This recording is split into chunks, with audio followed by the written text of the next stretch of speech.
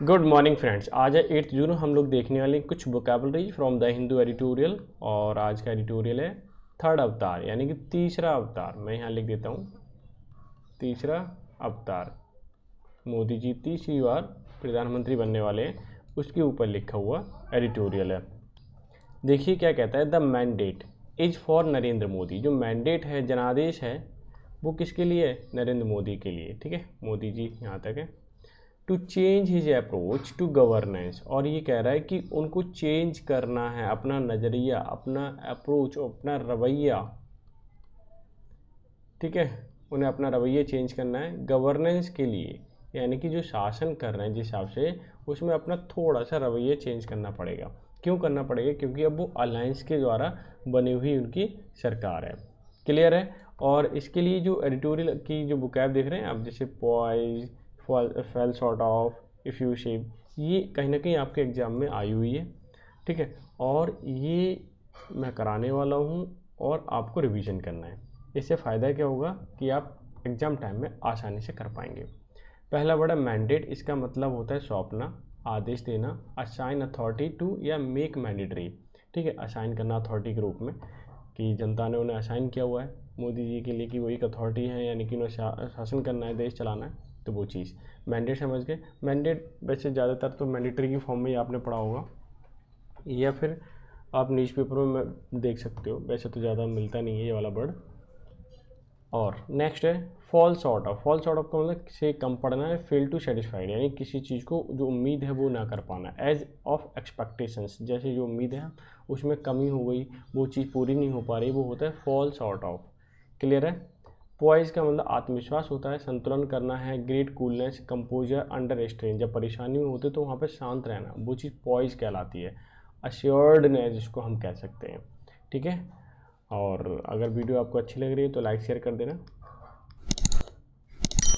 ठीक है, साथ ही साथ अगर पीडीएफ चाहते हो पढ़ने के लिए तो टेलीग्राम चैनल से डेली मैं अपलोड करता हूँ, वहाँ जाकर के आप ले सकते हैं। और अगर ये आप लाइक शेयर करते हो तो मुझे लगेगा कि हाँ, मेरा जो काम है आप लोगों के लिए पसंद आ रहा है, और मुझे करने के लिए उत्साह मिलेगा एक तरीके से। ठीक है, नेक्स्ट वर्ड है इफ्यूसिव। इफ्यूसिव का मतलब अधिक भावुक होता है। गसिंग जो बोल सकते हैं, या फिर बोल सकते हैं बर्बली। ध्यान रखना स्पेलिंग। ठीक है, BURBLY। कंसिलेटरी, ये तो वर्ड मिलता है। मैत्रीपूर्ण होता है, मैत्रीपूर्ण मिलाप करने वाला, या इंटेंडेड टू प्लेकेट, किसी चीज़ को शांत कर दे, शांत स्वभाव से। ठीक है, स्ट्राइव फॉर, लगाओ मत लगाओ कोई फ़र्क नहीं है, नहीं स्ट्राइव होता है, प्रपोजिशन फॉर आती है इसके साथ। ठीक है, इसलिए मैं लिख दिया था। प्रयत्न करना के लिए, प्रयास करना। टू एग्जर्ट, एग्जर्ट का मतलब होता है किसी चीज़ को कोशिश करना। मच एफर्ट और एनर्जी, एनर्जी लगाना, कोशिश करना, जैसे आप जॉब के लिए कर रहे हो। यूनानिमिटी का मतलब सर्वसम्मति होता है। Every one being of one minded, कि सब लोग एक ही दिमाग के हों, वो यूनानिमिटी कहलाता है। बेहद इंपॉर्टेंट है ये, कहीं चाहे MTS का हो, CHSL का हो, CGL, कोई ना कोई किसी में मिलता ही है। ठीक है, नेक्स्ट वर्ड है कॉविएट। अच्छा, ये भी वर्ड आया हुआ है, इसका मतलब होता है एक तरीके से चेतावनी या आपत्ति सूचना, विरोध, कौशन। ठीक है, अलर्ट रहने के सेंस में आता है। इरोजन भी कई बार रिपीटेड है। कटाव जिसको कह सकते हैं, ग्रेजुअली डिक्लाइनिंग ऑफ समथिंग, किसी चीज़ में धीरे धीरे धीरे कटाव होता है ना, ये कमी आती है, इसको इरोजन बोलते हैं। वैसे मिट्टी की कटाव सुना होगा ज़्यादातर आपने। एक कंसेंसस वर्ड, ये भी बहुत रिपीटेड है, मतलब मैं बता नहीं सकता कितनी बार रिपीटेड है। इसका भी मतलब सर्वसम्मति होता है, यूनानिमिटी, और ये दोनों क्या है, सिनोनिम है। एग्रीमेंट इन जजमेंट और ओपिनियन, एग्रीमेंट हो, सेम बात लग रही हो, तब उसके लिए बोला जाता है। ज़्यादातर आपको फिल द ब्लैंक्स में फॉल्स आउट ऑफ मिलने वाला है। ठीक है, और इफ्यूशिप भी एक दो बार मैंने देखा है, ज़्यादा तो मुझे कंफर्म नहीं है। हालांकि जो मैंने वर्ड हाईलाइट किए हैं वो आप ये समझिए बहुत इंपॉर्टेंट है। ठीक है, आप चलते हैं क्विज पर। और ये क्विज है ना, मैं 10 लिए हुए हैं, डेली 10 ले रहा हूँ, और ये जो है आपको सब करने हैं। इन्हीं में से मैं डाल दूंगा एक कम्युनिटी में, तो वहाँ भी आपको आंसर करना है। क्लियर है। The effort will be vain. ठीक है, बेन इसका बताना आपको synonym. If we do not submit the project report on time. ठीक है, तो जो एफर्ट है, बेन का मतलब हमें ऐसा प्रतीत हो रहा है कि सबमिट अगर प्रोजेक्ट नहीं करेंगे समय पर तो क्या हो जाएगा, ख़राब हो जाएगा, हमारा जो एफर्ट है वो ख़राब हो जाएगा, व्यर्थ चला जाएगा। तो सेंसिबल का मतलब समझदार होता है, आपको सिनोनिम बताना है। डिलाइटफुल का मतलब खुश होता है। केयरलेस का मतलब लापरवाह होता है। यूजलेस का मतलब भी वो बेकार होता है। ठीक है, अब आप देख सकते हैं कौन सा आने वाला है, तो यूजलेस ही ज़्यादा अप्रोप्रिएट है यहाँ पे, तो वो आपका आंसर हो जाएगा। नेक्स्ट पे मूव करते हैं कंसेंट। कंसेंट का मतलब सहमति होता है। ठीक है, मैं लिख देता हूँ सहमति।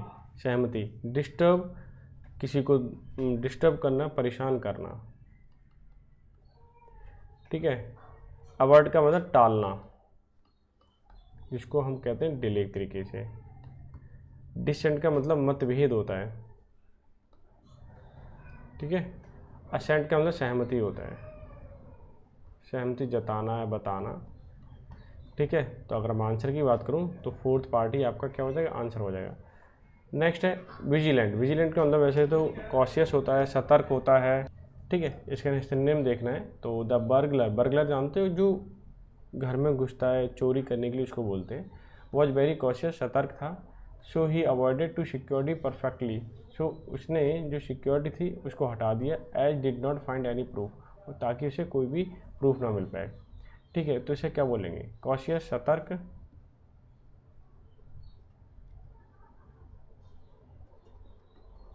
मैं लिख देता हूँ।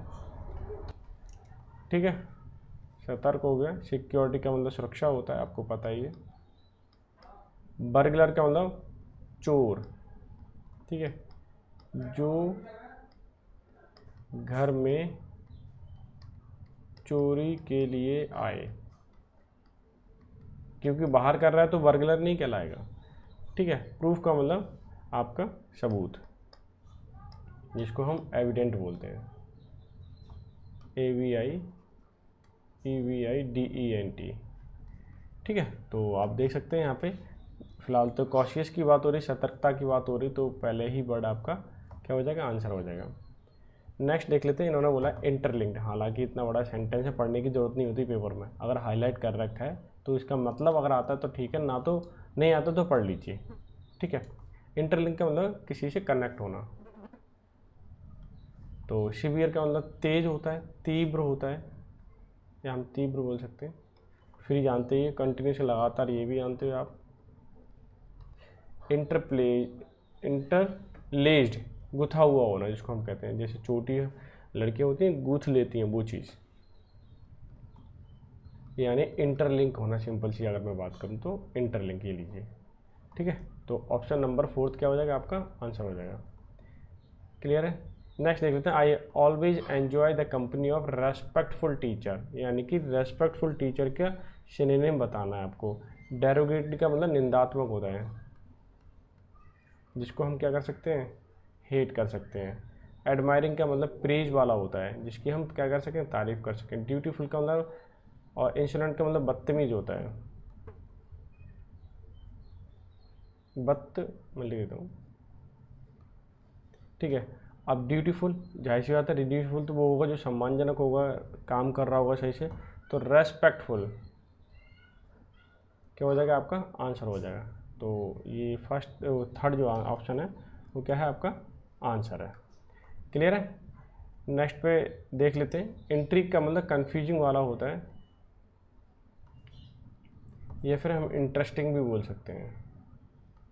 जो रुचिकर हो, जो कंफ्यूज हो, मतलब जल्दी से हम ढूंढ ना पाए उसमें आंसर, वो चीज़। स्टनिंग का मतलब होता है सडन कोई चीज़ होती है तो हम चौंकना। ठीक है, चौंक जाते हैं। ग्लोरीफाइंग का मतलब होता है चमकाना, स्प्लेंड या स्प्लेंडेड भी बोल सकते हो आप। इंटरेस्टिंग ये आंसर हो सकता है। रैविशिंग का मतलब होता है हैप्पी, उन्मादित की फॉर्म में। ठीक, इंटरेस्टिंग आपका आंसर हो जाएगा। अच्छा, नेक्स्ट क्वेश्चन है बरबोज। जैसे ही became verbose after a few drink. कुछ ड्रिंक लेने के बाद वो क्या होता है, बरबोज हो जाए। बरबोज का मतलब बहुत बोलना। ठीक है ना। तो देखिए डिसीसिव का मतलब जहाँ डिसीजन लिया जाए, निर्णय लिया जाए, उसको बोलते हैं। टॉकटिव, बातूनी। ठीक है, एग्जॉस्टिव, थका हुआ। ठीक है, एग्रेसिव का मतलब उग्र होता है, जो बहुत उग्र हो उसे बोलते हैं। तो फिलहाल आप देखिए कि कौन सा आंसर हो सकता है। टॉकटिव ही हो सकता है इसका, तो बहुत ईजिली और कई बार रिपीटेड है। स्पूरियस का मतलब डाउटफुल। ठीक है। तो क्या हो जाता है, company was engage in spurious trade practice, एक ऐसी ट्रेड में फंसी हुई थी जो कि बहुत संदिग्ध था। स्पेशियस का मतलब जगह के लिए बोला जाता है, या स्पेस हम बोल सकते हैं।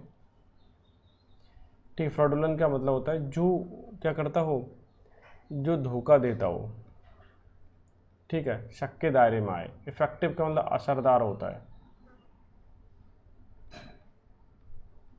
ट्रेंडी का मतलब जो फैशन में हो। अब आप मुझे बताइए कौन सा आंसर हो सकता है, फ्रॉडुलेंट ही हो सकता है, क्योंकि जो धोखा दे रहा है उसी पे हम क्या करेंगे, डाउट करेंगे। ठीक है, समझ में आ गया, बहुत आसान है। अनबियस का मतलब होता है यानी कि बिना फेवर के।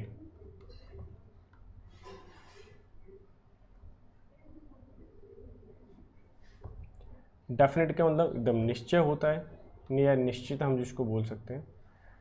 ऑब्जेक्ट का मतलब उद्देश्यपूर्ण। सब्जेक्टिव क्या होता है, विषय के रूप में होता है, किसी का जो विषय है।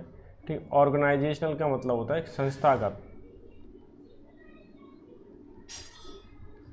ठीक है, तो आप देखिए, अगर आंसर की बात करूं, बिना किसी भेदभाव के अगर किसी की हम बात करें तो हम कह सकते हैं जो हमारा उद्देश्य है, यानी कि अनबियास का मतलब क्या होता है कि जो हमारा उद्देश्य है उसी का आप, जैसे मान लीजिए किसी ने अच्छा किया है तो उसी की हम बात कर रहे हैं, ये तो हमारा उद्देश्य था कि हम सही को सही बताएंगे, गलत को गलत बताएंगे। यानी ऑब्जेक्ट क्या है आपका, ऑब्जेक्ट है सही को सही गलत को गलत, यानी कि ऑब्जेक्टिव जो है आपका सही परफेक्ट आंसर हो जाएगा।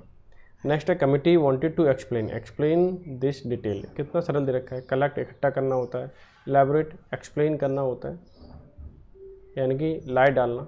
कीन का मतलब उत्सुक होता है। ठीक है, ट्रबल का मतलब जानते हो परेशान। अब आप बताइए कि इसमें कौन सा आंसर हो सकता है, तो सेकंड ही ऑप्शन क्या है आपका आंसर हो सकता है। तो ये आज मैंने 10 क्वेश्चन पूछे थे, अगर 10 में से आपको मुझे लगता है 8 कर पा रहे हो तो बेटर है, वैसे तो 10 में से 10 आना चाहिए क्योंकि बहुत इजी है ये, इससे इजी पेपर नहीं आता है। आप देख रहे होंगे इससे इजी पेपर कैसे आ सकता है, तो मुझे ज़रूर बताएं, कम्युनिटी में भी डालने वाला हूँ। आज का सेशन कैसा लगा, क्या हेल्पफुल है या नहीं है। आप थोड़ा सा शेयर कम करते हो, देखो मेरा भी शुरुआत है, अगर आप शेयर कर दोगे तो मुझे भी फ़ायदा होगा, तो मुझे काम करने में मज़ा आएगा, हो सकता है आपके लिए बेनिफिट हो रहा हो। ठीक है, तो इतना बनता है, तो ये कर दीजिए। तो मिलते हैं नेक्स्ट सेशन में, तब तक के लिए bye bye, take care, have a good day.